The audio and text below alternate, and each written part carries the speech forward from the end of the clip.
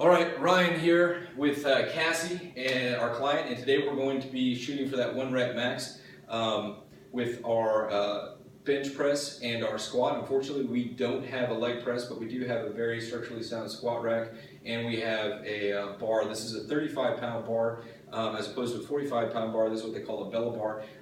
Cassie's a little more confident with the bar. It's a little smaller in diameter, so she can get her hands around it. So we're going to utilize that for this lift. The setup, we have weights. Like I said, the rig is sound. So the next phase of that is executing the lift. We want to make sure that the client has a really good lifting form, and that goes into body weight as well. So we want to make sure that they can hit that body weight squat with good form. Good form meaning the foot is planted, so we have the tripod effect. Where the entire foot is on the ground, the knees are tracking the toes. The lift itself begins with a hip extension, so we're opening the hips first off, and then we're always keeping a nice tight core. One of the things that I like to cue is inflating the abdominals so that we have a nice tight cavity, and we're going to keep that inflated as we're moving through the lift so we can keep our core tight, keeping a nice neutral spine. We don't want any type of arching of the back, and we don't want any type of kyphosis where the abdominals have lost any type of structure. So I've seen Cassie squat, her bodyweight squat, it's very good. So what we're gonna do leading up to this is just take a nice easy warm-up round. Cassie's gonna hit about 5 to 10 reps. We're assuming that her 1 rep max is around 120, 125. So we're gonna start with about 35 to 45% of that weight, which is about 50 pounds. Like I said, this is a 35-pound bar, so we're just gonna start with that, 5 to 10 reps. Nice, good form. Cassie's going to address the bar. Always assume that the bar weighs a lot more than it actually does, so she's going to pretend she's lifting that thing and it's 500 pounds. Good. She's going to take a step back, keeping the head up, engaging the abdominals, and the first part of that lift is going to go from the hip. And as a trainer, you want to make sure you're in a good spot to support her or to spot her. I know that Cassie can lift this weight, so I'm going to get it at about a step distance just to watch her form. So go for it, Cassie, 5 to 10 reps. Excellent, very good. Heels are planted, knees are tracking. One of the things that you might see is the client's knees might start to cave in. That's a clear sign of weak glutes, so we want to make sure that they're engaging their glutes or their backside. We also want to make sure that that core is staying tight the entire time. So one of the things you can do is inhale. As you start to go down, inhale, big deep breath, keep that air tight. Yeah, and that's going to keep that nice and strong. Go ahead and rack that weight for me, Cassie. So we're going to give her about 2 to 3 minutes, 3 to 5 minutes. It depends on what she's been up to prior to the 1 rep max. We're going to give her a little break, let the muscles relax, and then what we're going to do is we're going to start to add weight. And we're going to start to add about 10 pounds. So I have a couple little nickel plates here. All right, so we're now at our 3 to 4 rep cycle, building up to that 1 rep max. We've added 10 pounds onto the bar. Cassie, once again, is going to address the bar. Nice, good, strong form. Bars on the back. This is a high bar squat, so it's on the top part of her traps, top part of her shoulders, posterior delts. Now, here we go. We're going to go about 3 to 4 reps on this one. Nice, good form. Excellent.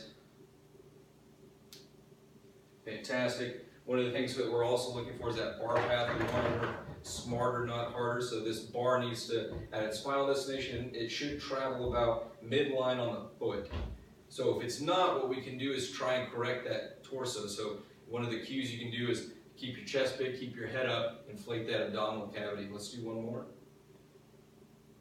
Very good, and then go ahead and rack it. We're going to give Cassie 3 to 5 minutes of rest, and then we're going to go into 1 to 2 reps. Now this is very close to that 1 rep max, so we're once again increasing the weight about 10 pounds. So let's pretend that we're putting that weight on, 10 pounds on each side. We're giving her about 3 to 5 minutes of recovery. Cassie, do you feel recovered?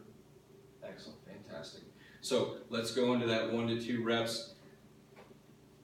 Once again, it's getting kind of heavy, so we're going to make sure that we have good technique once we engage the bar. Fantastic. Knees are tracking the toes. Good. Engaging with the hips first. Let's do one more. Fantastic, go ahead and rack it.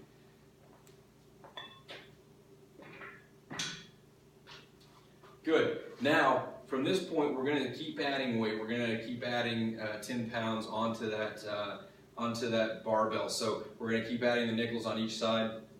And as it gets heavier, one of the things you want to do is make sure that you support. So if you're just a single person in the gym with the client, you can get behind her. So go ahead, Cassie, grab that bar and come back to me.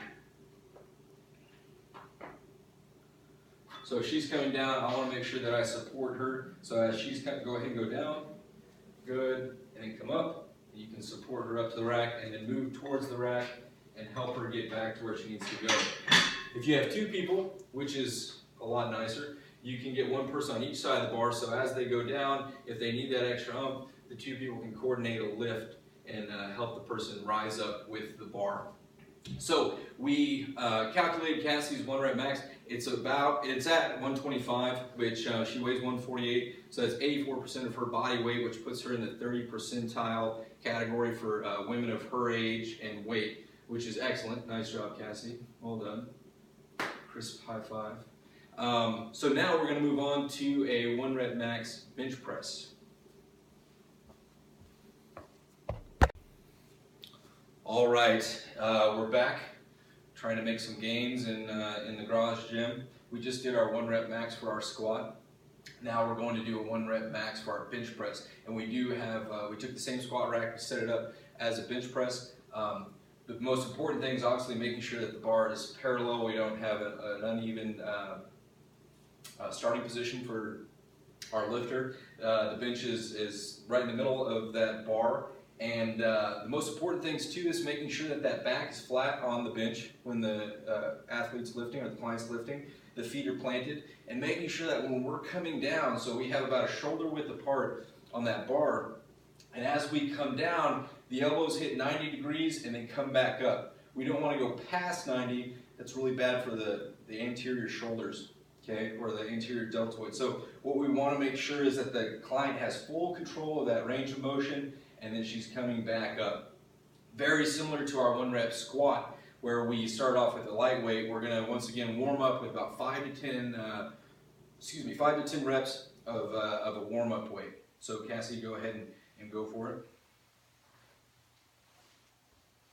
Now, when she's addressing this bar, as we discussed with the squat, when she's addressing the bench, we're going to use the knurling on the bar. So she's going to get about shoulder. Let's go a little wider. I like to go about a thumb's width. So if I put my thumb, there we go. Excellent. All right, now a good spotting position. It's always good to spot with a bench press. So I'm going to get behind Cassie,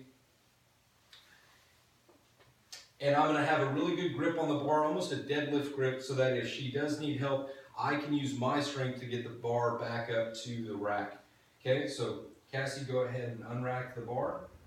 Nice straight arms, good. And as that bar comes down, we want to hit about midline on the chest. And once again, we want to make sure that our elbows are at 90 and we come back up. Go for it, Cassie. Good, very good. Go ahead and do 5.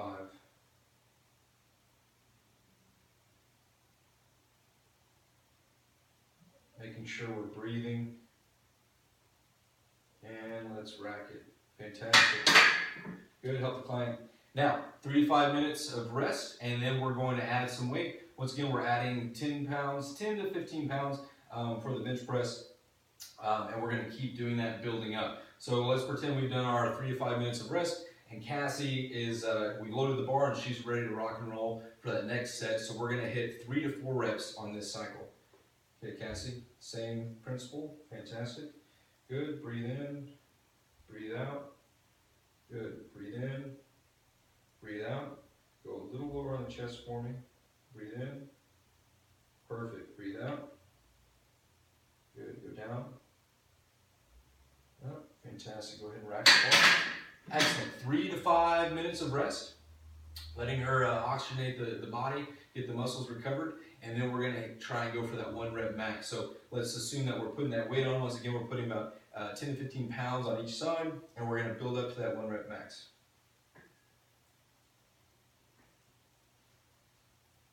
Good. Down and up. It's important to track the bar with your client. Let's do 1 more. down, and up. She's feeling good.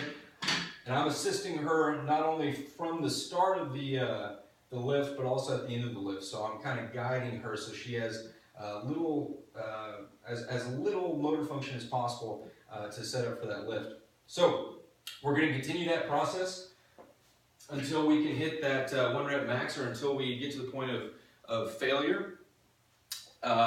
Keeping in mind that we never want to have poor form. So if we start to see the form slack, for instance, if Cassie's lower back starts to come off the bench, or maybe she gets a little wobble or some type of deviance in one side of her body, we want to make sure we correct that. And if the athlete can't perform a second rep with the appropriate form, then we want to cut that exercise at that point, and that would be her 1 rep max that we could utilize down the road. Tested Cassie's 1 rep max bench press, and we're right around 70 pounds. I think we can push for about 72, 75, but we're going to stay with 70. So that's roughly about 50% of her body weight, which is excellent. That gives her 3 points on our classification scale. So excellent job, Cassie. Chris, high five.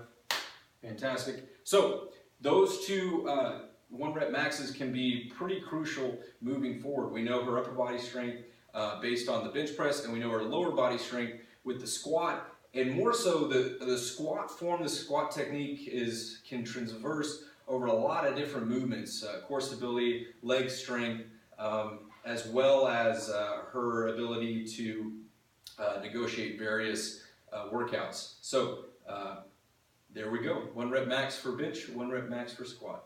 Thanks for watching.